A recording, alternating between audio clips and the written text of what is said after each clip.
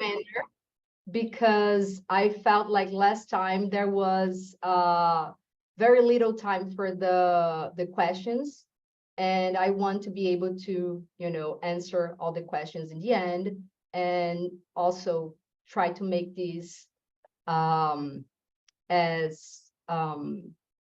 a little less boring than it would be, with like giving you the basic information you need to be able to make questions and maybe do a follow-up later on. Okay, let me try to share my screen so we can go to the presentation.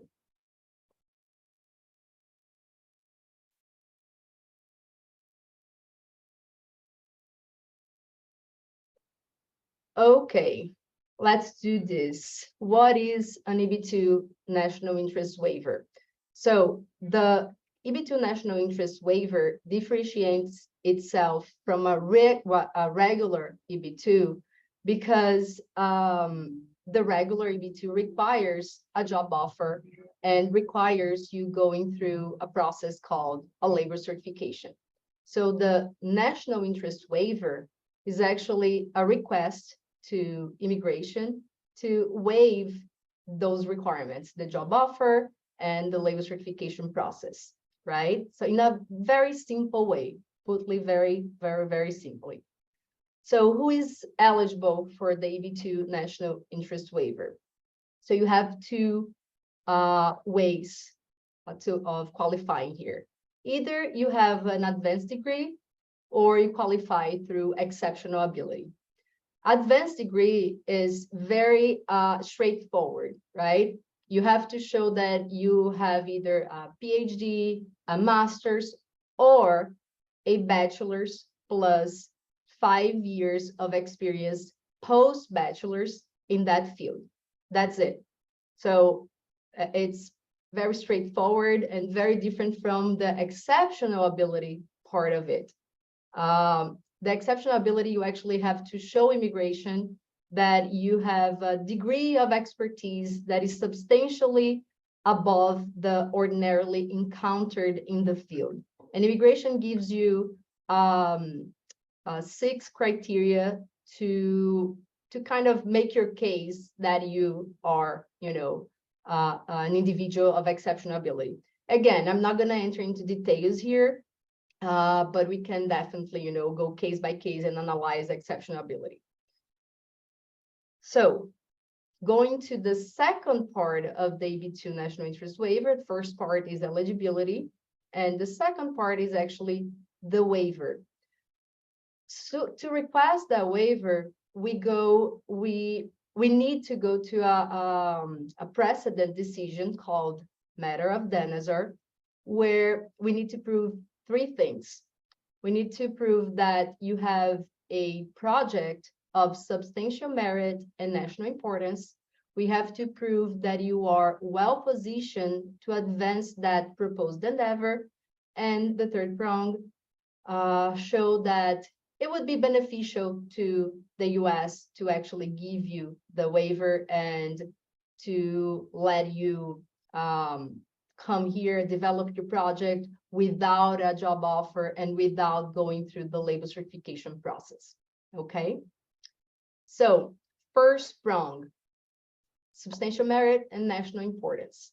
So I talked about having a project, an endeavor, right? And here we have 2 options. We usually work either with a business plan as your project, you're opening something, a startup, a business, right?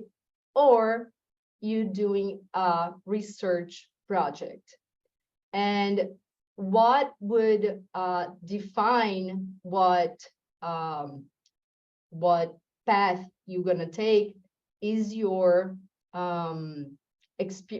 previous experience, your career, because you're gonna see that we're gonna have to link this first prong with the second prong, which is proving that you are well positioned to advance the proposed endeavor. So I cannot propose here a research project if you don't have experience with research, right?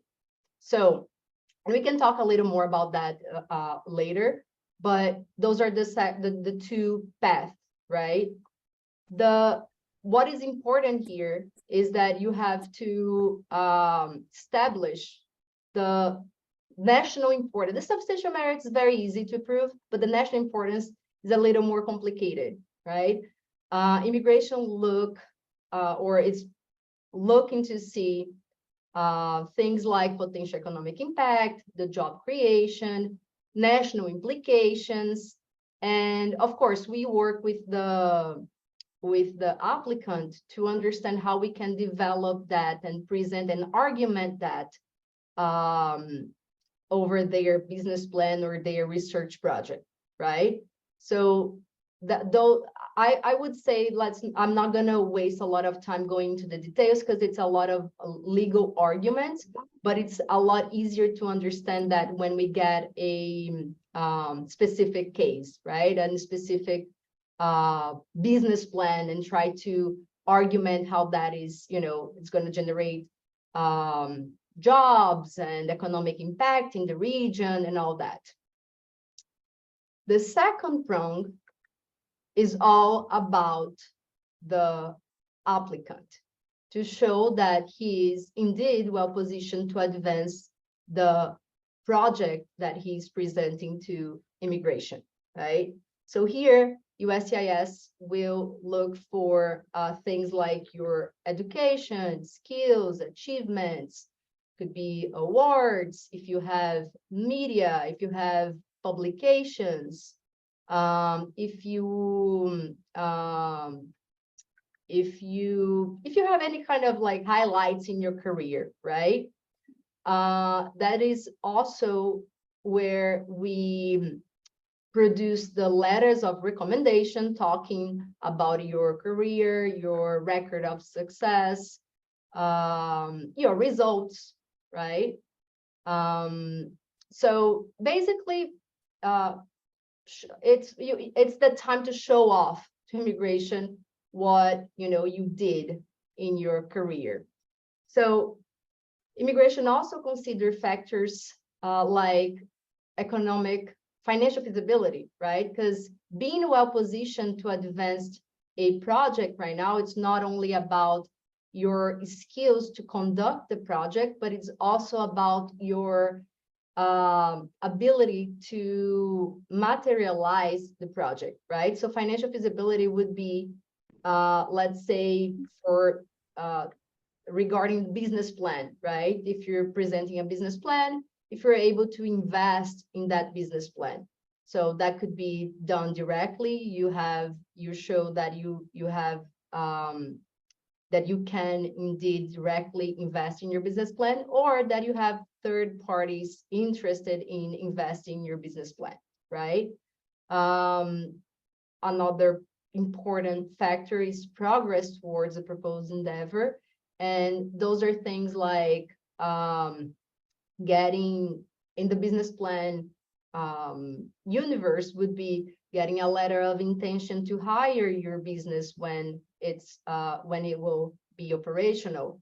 But if you're having if you're presenting a research project, that could be, a letter of interest from a company or from an institution, a university, saying that they are interested in your project, to develop your project or to help your project or to have any application with that research project, for example, right?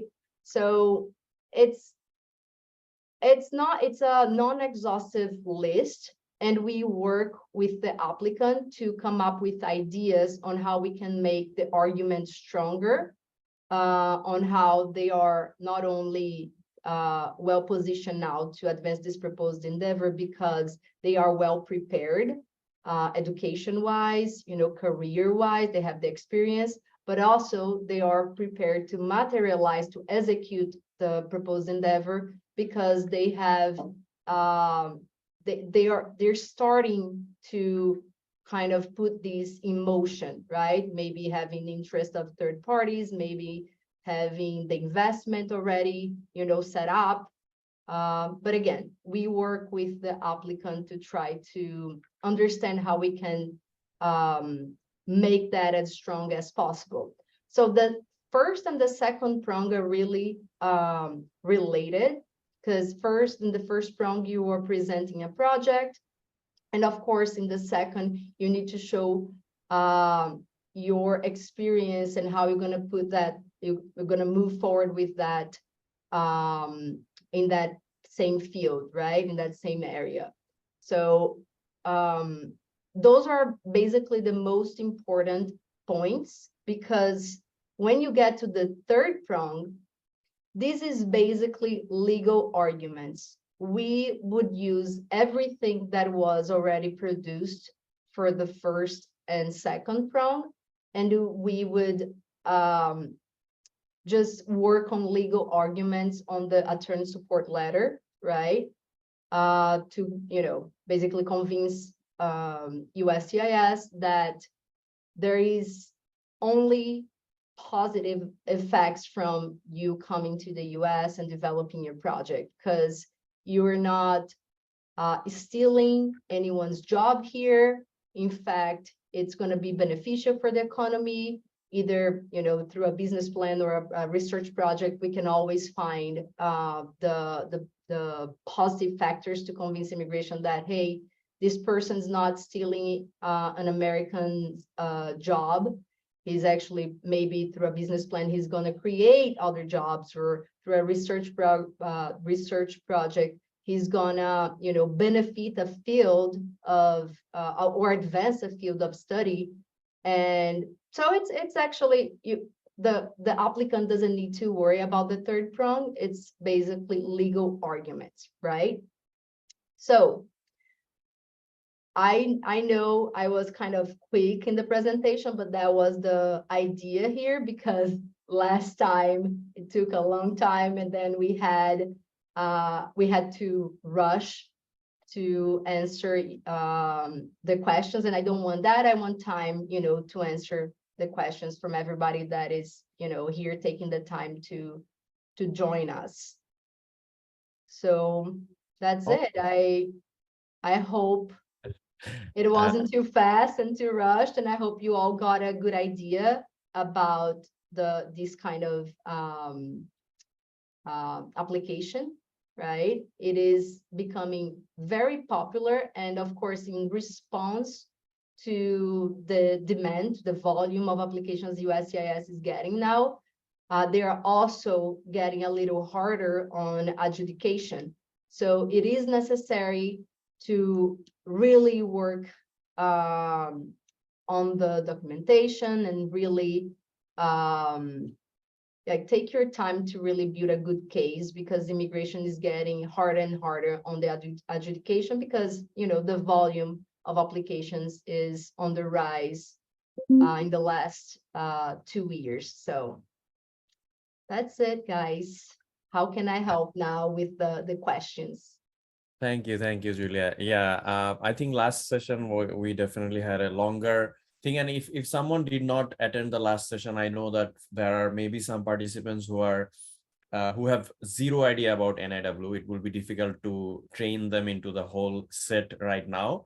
But what we can do is that after the session, if you are requesting us or just emailing us, I'll give all the information. We can send the previous recording, which was very more in detail EB2's process. But I like that it's more like a Q&A today, and then let's dive into it. If you don't understand, please email us, and we'll make sure that you understand the process. And some of the things has to become one-on-one, because those are extremely personalized. Yeah. And as we said, we talked to you before, we are willing to, have the consultations one-to-one, so we can really help out in a effective way, because Perfect. So some of those things are only, talking to the applicant within a specific case and a specific scenario. So perfect. So let's go with each of these points. So I'll go in series, guys, because we have so many participants today. It would be difficult for me to answer your audios, but if you can just write your questions, I will make sure that everything is covered. So let's go with Ahmed Musa because again, he was in the series, he had the first question. I think in the first slide, there are two things which I think Ahmed Musa just asked, that are both necessary or just one of these two? I think in the first slide, you had two options. Yeah, So it's one or the other. So the EB2 national interest waiver, we divide the analysis into two parts, right? The first part is the eligibility, which is what you're asking here. There, you just need to show that either you are eligible through an advanced degree or through exceptional ability. There are a lot of people that actually, come for a consultation and they think that they have to prove both, but no, you just have to prove one. So if you have, even on the advanced degree in itself, there are a lot of questions of, oh, I have a master's, so I need to prove also 5 years of experience. No, for eligibility, you only have to prove either that you have a master or that you have a bachelor's plus 5 years of experience after the bachelor's. But if you're presenting a master's, just the master's is okay. Of course, experience is always important, and I want to make this clear here.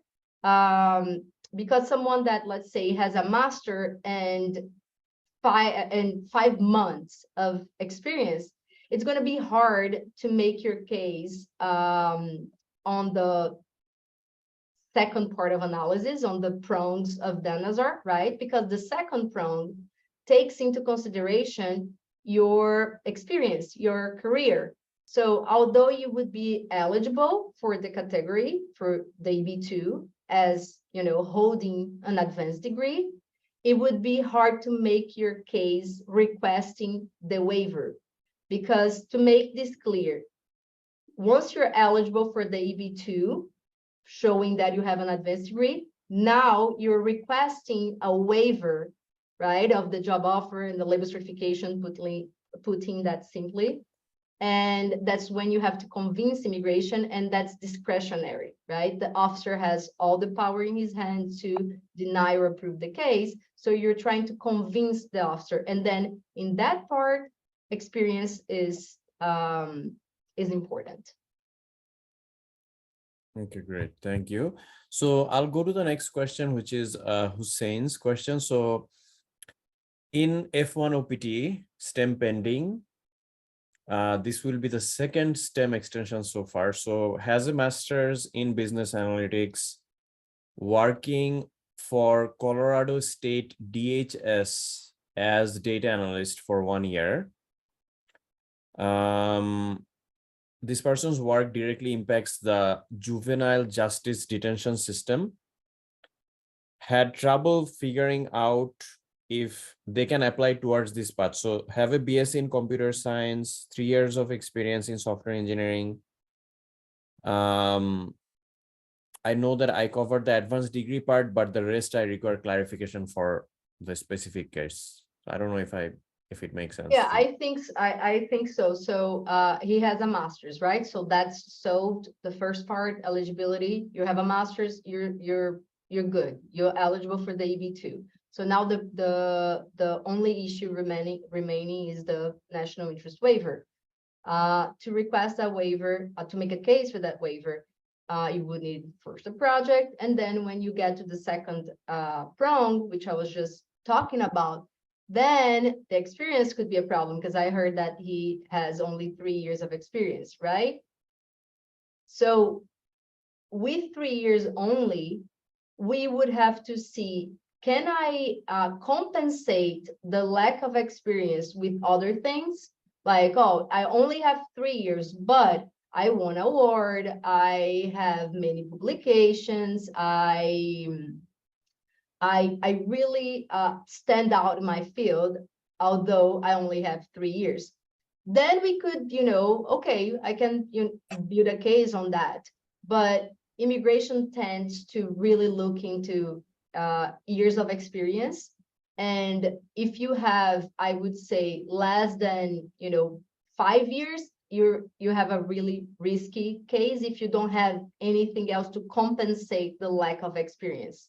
So that's something that you have to talk to an attorney and really, understand how you can build a case to make it strong, because of course you can always you're eligible, so you can always, apply, but the risk of getting that denied because of the, the waiver part is high. Understood. Okay. Thank you. So I mean, I hope that question answers your question. If not, please feel free to ask follow. So I'll go to the next one, trying to go through the messages in sequence. So Jatin asked that, what if I am just an employee in a company? Can't I apply for EB2 NIW? I think this person can, right? Like, you can, but like, you mean having I think I didn't get the, because do you mean just you don't want to open a business? That's the thing. I'm just working for a business and I have no intention of opening my own business. Can I still apply? Is that the question? I'll let. Hi, Jatin. Okay, So my question was particular, like you actually said that there are just two categories of people who can apply. Like one is a researcher type, and the other one is like a person with a business plan, right? Like I am neither. Yeah, so that's the thing. It's not that you can only apply through a business plan or a research project. That's usually what works well with this kind of case. That's usually what, we would suggest here in the office. You could actually apply with a professional plan and you have a job offer, let's say, right? It's just less common because it's harder to get approved that way. Because let's say you're presenting a professional plan and you actually have a job offer from a company here. To prove the national importance of you as an individual continuing your career here, it's harder than to prove the national importance of, let's say, a job, a business, right? Because with a business, I have a way of argumenting with numbers of, oh, my business will create an X amount of jobs, my business will create an X amount of, will pay an X amount of taxes. Let's say my business is a consulting business for other business, so it will support the development of other small business in the economy. So it's easier to argument. It's not impossible to get approved as, just an individual looking for continue the career here, but it's just harder because then you're gonna really need to work on the endeavor, like what I can accomplish just by continuing my career here. So we're seeing that is getting harder and harder. In the beginning, when actually Danazar, the precedent, it was established in 2016, it changed from the last precedent. So in 2016, Danazar was established, and in the beginning was actually a lot easier to get, a case approved with just a professional plan. Like I would just want to continue my career. Let's say you have a PhD and you have you work, in a company that develops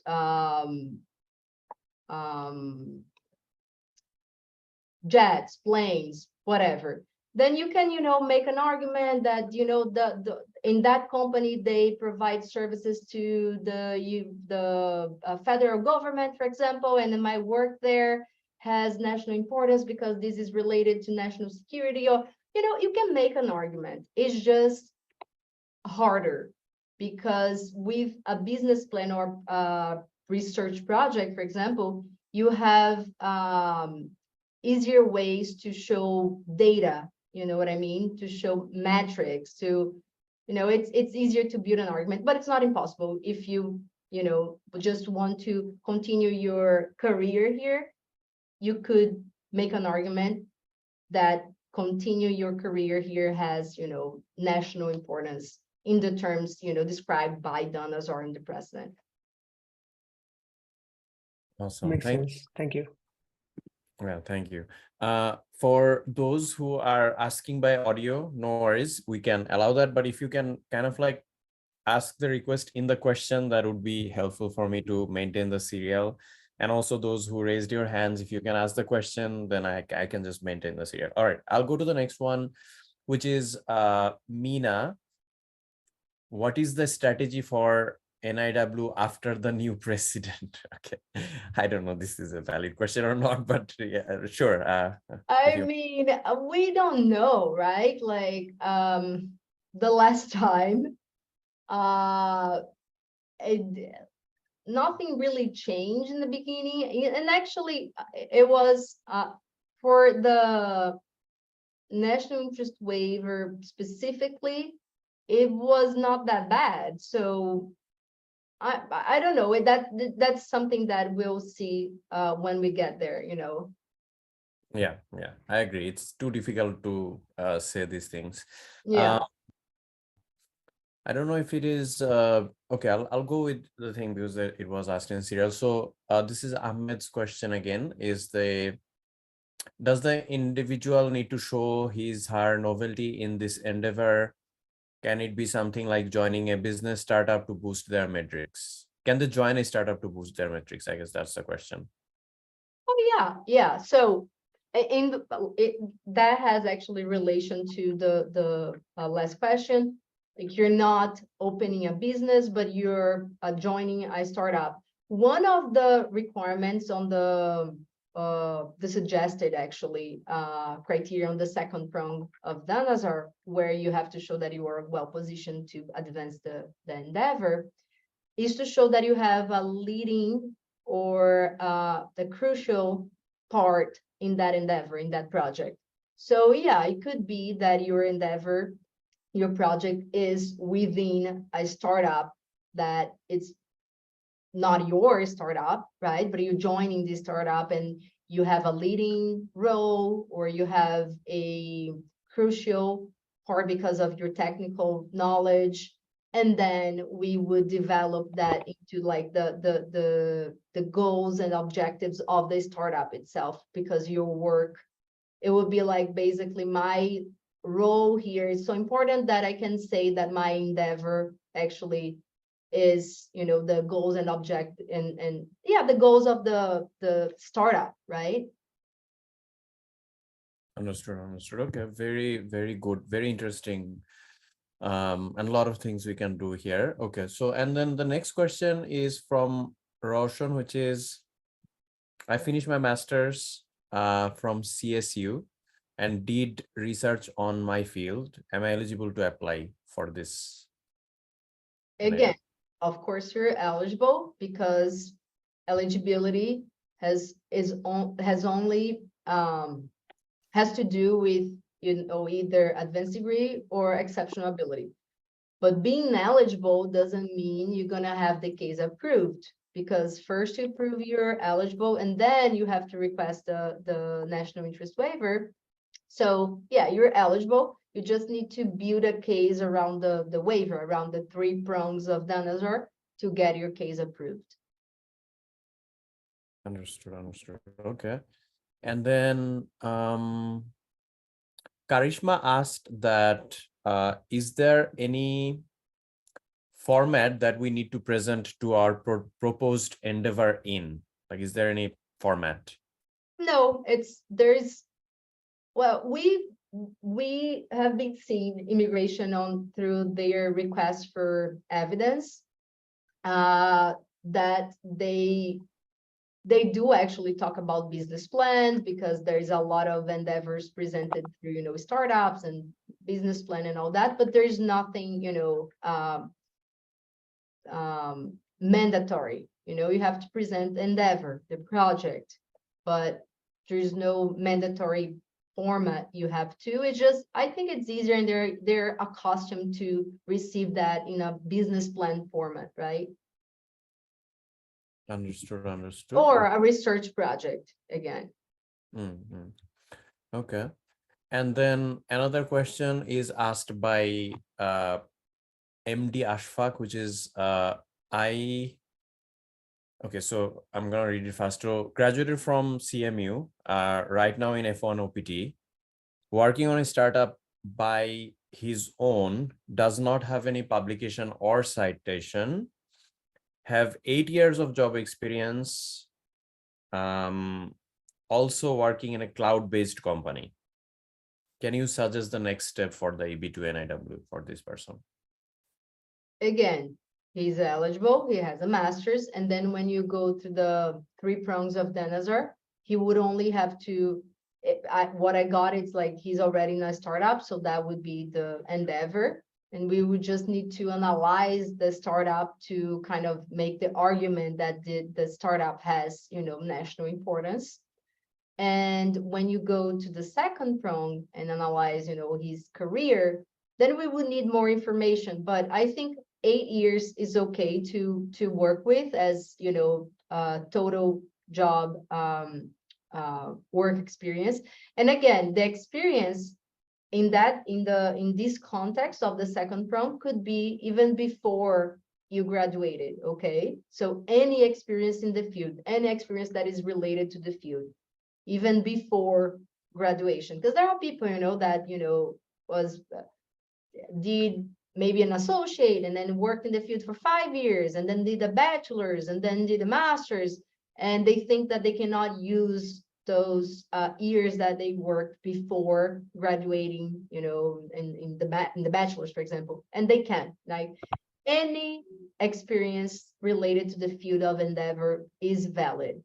So 8 years it's a good number, but we would have to see other factors. The fact that you don't have publications is not, it's not bad. Of course, it's always positive to have them. And we always say, if you can, go ahead and do it. But the fact that you don't, no problem. We just need to see, what you can produce in terms of like your results on those 8 years, letters of recommendation, what did you do, how did you do it, projects that you were associated with. So yeah, we would have to analyze a little more of his career, but it seems a good, profile for EB2 national interest waiver. Thanks, Julia. I have another question. Actually, do I need to have the job experience in US or any other country? Because I came from India. Any other country? No, yeah, it's not required at all to have any experience in the US. Okay, that's helpful. Thank you. You're welcome. All right, and then guys, as I said, that near the end, I will give a form where you can, and there is no rush. We'll send the form in email as well, like no need to stress right now. But in the form, you can fill this up, and if you want to request a one-on-one, you can just type your email in the form. So yeah, so just wanted to let you know that if you're not able to get answers here. So let's go with the next question. Aditya asked that what field of studies are highly prioritized for EB2 NIW? Well, I would say that definitely STEM, STEM fields are, especially because in 2022, the policy manual was updated to include a section specifically talking about STEM. So the officers, the adjudicating officers are aware that those fields are prioritized. But I would say that even, in our experience here, when you consulting businesses in that, let's say, even like legal consulting businesses or marketing consulting business where you can show that you're gonna help companies in the US to expand abroad and to bring companies from your home country, for example, that are interested to expand into the US, meaning you're gonna help establish new business here, you're gonna support the development of new businesses in the economy. So those kind of endeavors, like in marketing, in human resources, in business administration in general, you know, they are well accepted. They are, I would say, there is a high rate of approval. But yeah, definitely, you know, technology, engineering, anything related to manufacturing processes are well, like there's a high rate of approval too. Yeah, I think that answers the question, right? Yeah, I think so. Let's go to the next one. We have Umme who asked that how long does it require to approve I-140 from Nebraska Service Center? It's been 157 days for me. Is that normal? It is normal. I would say you can expect after you file your I-140, you can expect anything from 4 to 12 months to get an answer. Okay, thank you. And Saima asked that for someone with a PhD having worked in NDA protected company funded projects during the entire graduate career and hence no publications to justify the special ability, what alternative options are there for EB2 NIW? Currently NF1 OPT, working in the same industry, post-graduation. So basically, specifically, are there documents or letters, etc., that the current employer can provide to support the EB2 NIW case? You mean because of the NDA, he doesn't have any way to prove that? Well, you could, you know, go around that. Yeah, we can definitely be creative with other kind of documentation and like testimonials of, you know, people that worked with you and that can provide information that is not covered by the NDA. But yeah, we can get creative with that, but yeah, we would have to talk and try to understand your career and what you've done and how you work and all that to kind of think about ways of proving that, you know, you are well positioned to advance whatever the proposed endeavor would be. Understood. Okay, thank you.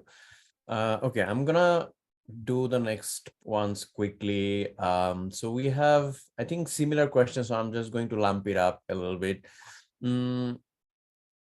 Would AI qualify as a field of national importance? Or I guess like the questions like, is there any field which are considered more nationally important than others?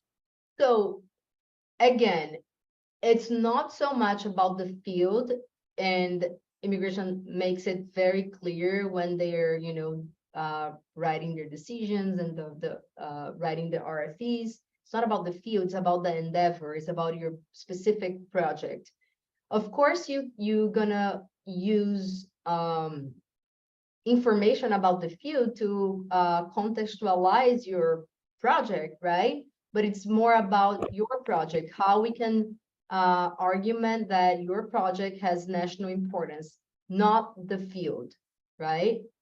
Even if you're, you know, presenting a professional plan, which is just a career plan, you have to talk about, you know, your career and what you do in that position or what you're going to do in that position, not about the field, right? It's about your work. Same thing with the research project. You have to talk about your research project, not about the field.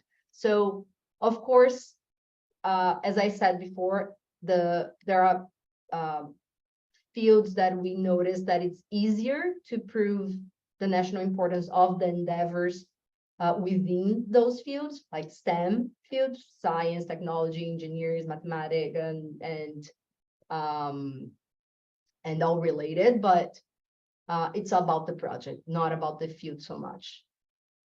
Understood. Okay, so because we have 12 minutes, I'm going to just kind of like trying to go through the questions and trying to figure out how we can make it more efficient.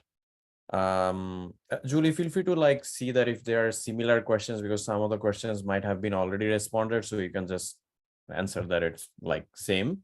But so I see one here, interesting. How can an individual show their potential in creating US jobs? Can you please elaborate a little bit? So again, if it is an individual presenting a professional plan, that's a challenge, right? Because you're presenting a career plan. I'm going to get this job here and I'm going to work in this, and through my job, I'm going to do this and this and that. It is kind of difficult to show you're going to create jobs through that, right? It is a lot easier when you have a business plan, right? Let's say, as I was saying before, that is well accepted by immigration projects, for example, in consulting business. Let's say you are giving consulting services to manufacturing businesses.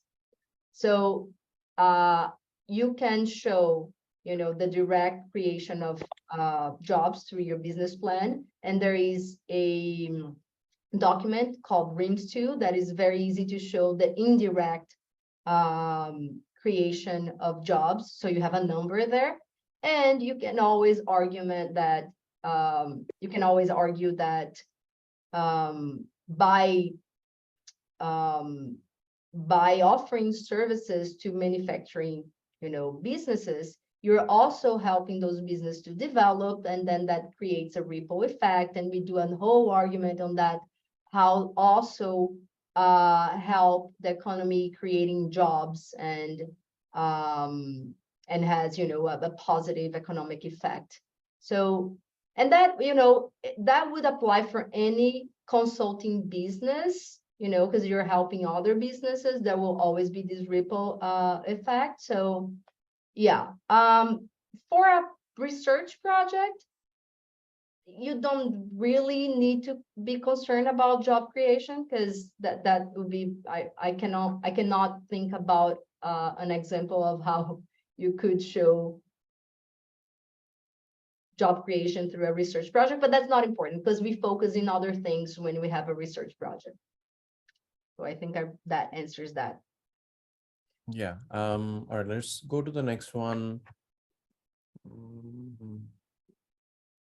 It's a little broad question, so I might skip it, but if you want to, like, so basically graduated from International American University, EAD is going to start. What will be the process for NIW? Maybe this person asked a little bit early, so I'm just yeah, I think what the question here is, that this person is getting the OPT, the EAD would be under the OPT, I believe. And the process, and I will, this is,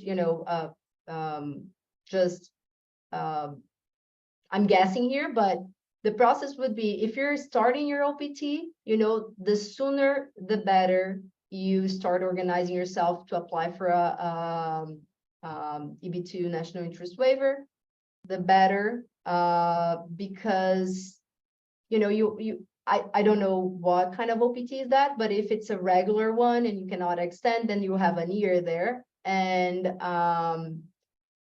if you don't want to go back, if you don't want to leave the US, then the sooner the better. So you can have a chance to, maybe if the visibility allows you to apply for an adjustment of status later, you would. But yeah, I would say, the sooner the better you start to inform yourself and come up with a plan. Hi, this is Ghulam Dastagir. This was my question. My one is same program, but this will be my first year OPT. So there would be 2 extension also. So like I don't have much. The audio was cut. So that what are the things I need to do? I mean, if I want to apply for it, like the steps actually. So you mean you have the STEM OPT, so you have you have extensions, and then the step I would say is like first consulting an attorney to kind of, you know, really understand your chances. Because if you're starting an OPT, maybe, you know, through the company, a better option would be, you know, getting a sponsorship to do a EB3 or a EB2 with a sponsor. So I would say, you know, talk to an attorney and try to understand your real chances on a EB2 national interest waiver, because it starts from there. But it will be, you know, collecting documents and organizing documents. It takes in here in the office, it takes about, you know, 4 months to put all the documentation together and then, you know, to finally file. So you have to take into consideration the time to prepare the case before filing. Yeah, and guys, I am going to mute everyone other than Julia and me because we have just 5 more minutes. We might not have time, but I did give a form in the general chat where you can just see and fill up if you want to request one-on-one, and we'll definitely go through each of your requests and stuff there. Sorry for being a little bit proper on the time, because we want to make sure we respect everyone's time here. And again, I'm trying to go through this massive thread. If I'm missing anyone, please forgive me and just like submit that form.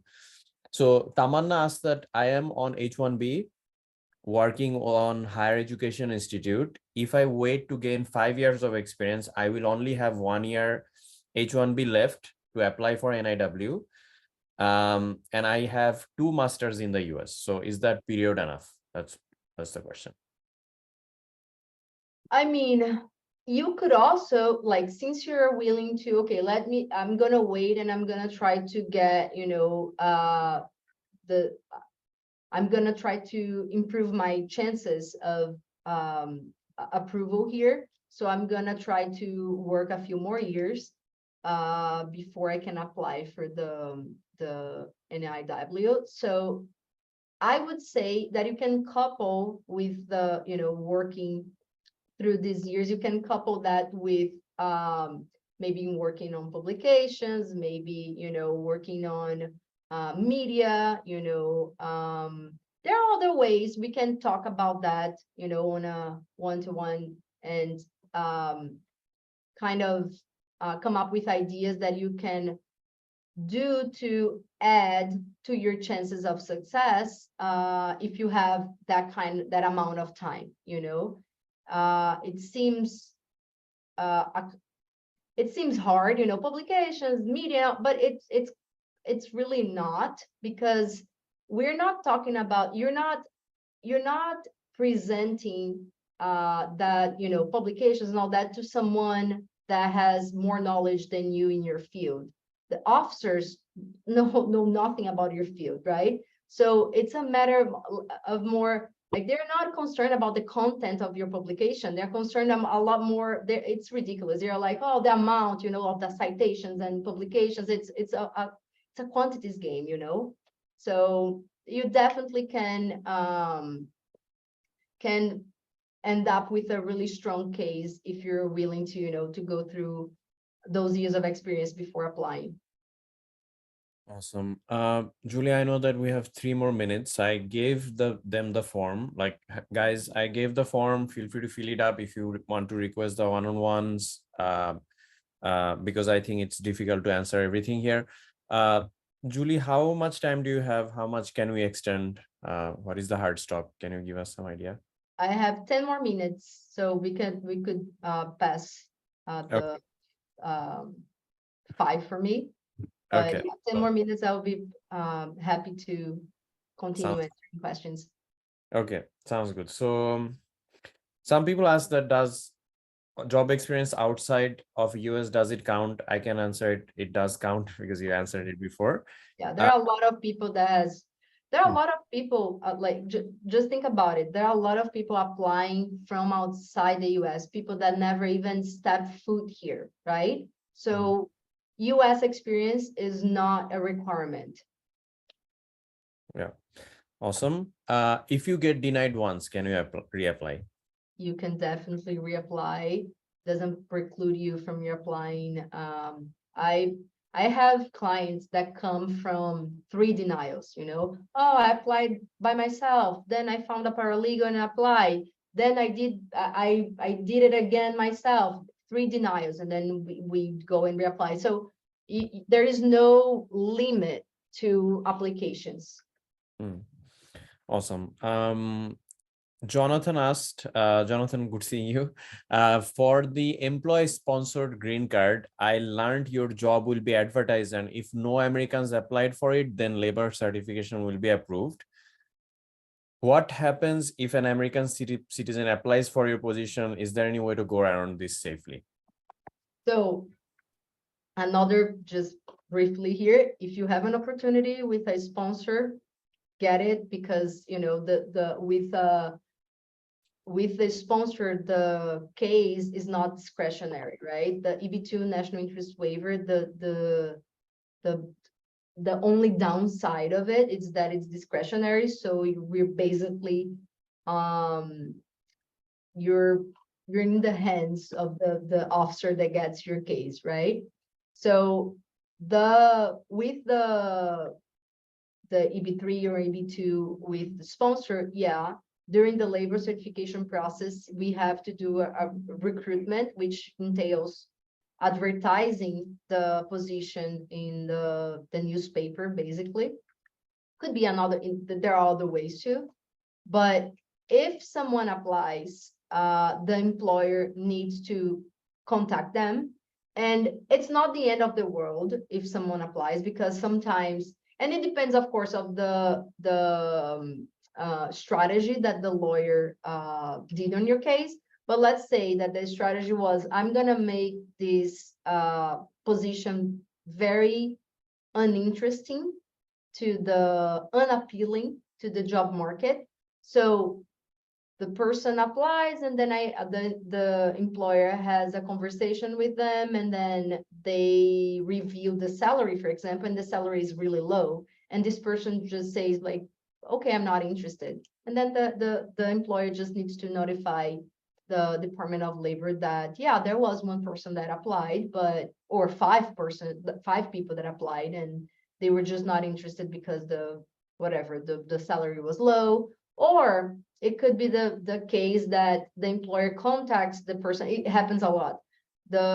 Contacts the person that sent a resume, and this person, didn't answer.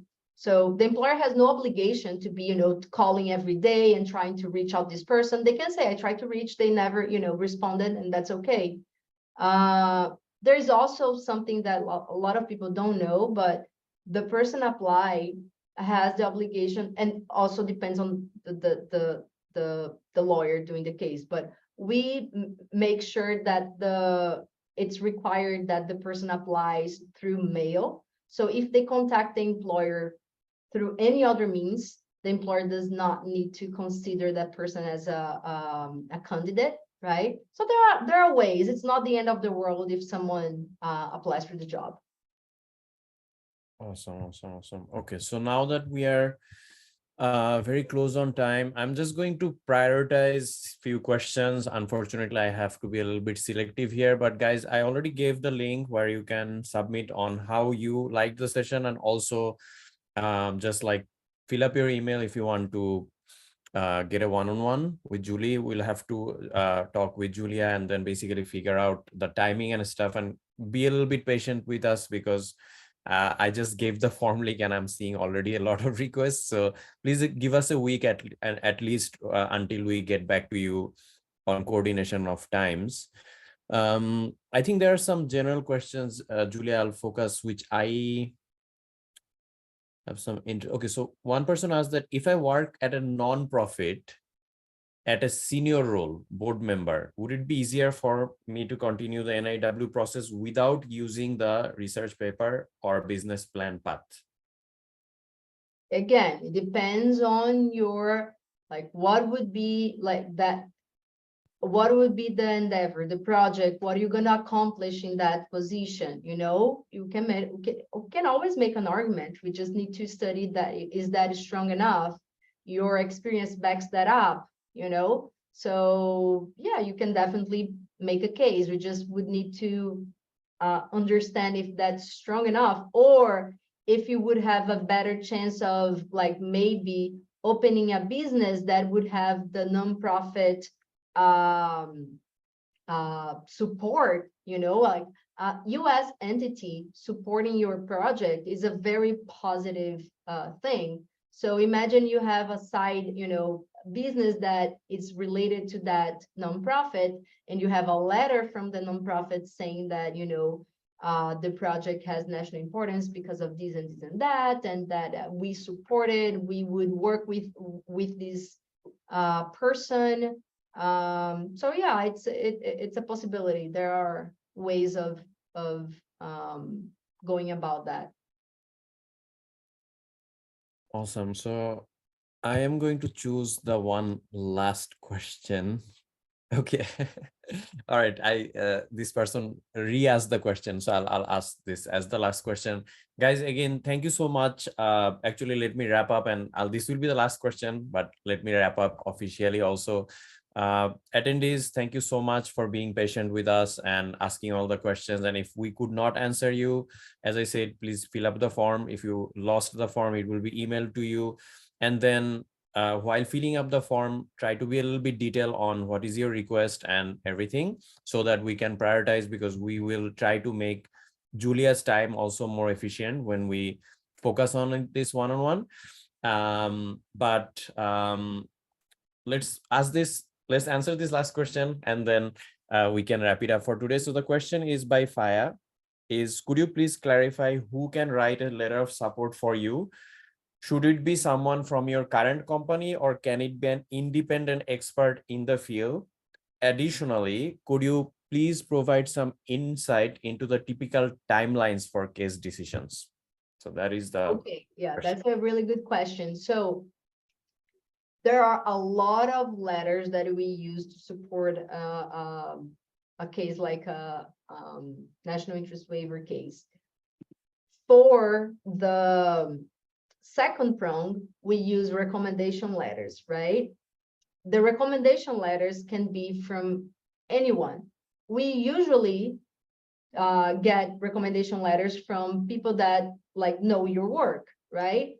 That could be people that worked with you in the past, not only superiors, right? There are people, oh, my manager, no, could be, you know, peers talking about, you know, your results, what did you do, the projects you worked on, and all that. So it could be people that worked with you, could be people that are well known in the area, in the field. I mean, let's say you have a great professor that actually you maintain contact with, and this person is very, you know, it's well known in the field, and he can attest to your reputation in the field. So maybe he didn't work directly with you, but he knows your work. And because he's an expert in the field, well known and all that, he can, you know, talk about your expertise in the field, right? Another kind of letter is what we call the expert opinion letter. And we kind of put that in another category. We do recommendation letters, which is usually people that you know. And then we do 1 or 2 expert opinion letters. And this is a third party, a neutral party that doesn't know you, but you pay a service. So this person can analyze your career, your letters of recommendation, your business plan, all the documents that we are actually sending to the adjudicating officer. Will send to the expert, and he will give an opinion, right, as an expert in the subject. So I think that answers that part. And to the timeline of the process, or the processing times, it would file the I-140. It's taking right now anything from 4 to 12 months to get an answer, and that could be either an approval or a request for evidence. And after that, you would go to, you have to wait for your visa, right? It's actually when the second part of any green card process is the actual visa, actual green card. So after you have your immigrant petition approved, then you're gonna wait for your visa. Right now, there is a line, right? You cannot apply for the I-140 and the adjustment of status at the same time because there is a line. The only people that can apply for adjustment of status now are people that have I-140s filed before, right now, February of 2023, right? So, and from July 1st on, it will be March 15th, 2023. So if you file an I-140 now, you cannot apply for adjustment of status. And then if you get that, let's say you pay premium processing and you get that I-140 approved in 1 month, you would still have to wait to get an adjustment of status. And that could be, well over a year. We don't know. That's something we cannot predict. But we can talk about that, in another time, about visibility and the all that, because that's a very complicated matter to talk about here. But yeah, you would still have to wait a while until you can actually get your green card after having your immigrant petition I-140 approved. Yeah, Julia, again, thank you so much for taking your time and basically like being also like so generous, and also of being so generous on offering like these one-on-ones completely just like, yeah, like this is very good. And again, sorry guys who I could not prioritize. It's not intentional, not personal. There are so many messages I have to coordinate and just look. But again, Julia, you have been very kind to offer this one-on-one where if we are missing anyone, we'll make sure that those are being taken care of. So that's it. But thank you again. The next time, Siam, I'm gonna have to make a shorter presentation, even shorter presentation, so we have more time for questions. Because I think the thing is, I think through the questions, we get to really go through the details, It's a lot better than just a boring presentation. You know what I mean? Yeah, no, definitely. Thank you all for, being here. And yeah, if I can help, I'm more than happy to do so. Yeah, thank you, Julia, and take care, guys. Submit the form and we'll see you later. All right, thank you. Bye bye. Take care. Bye.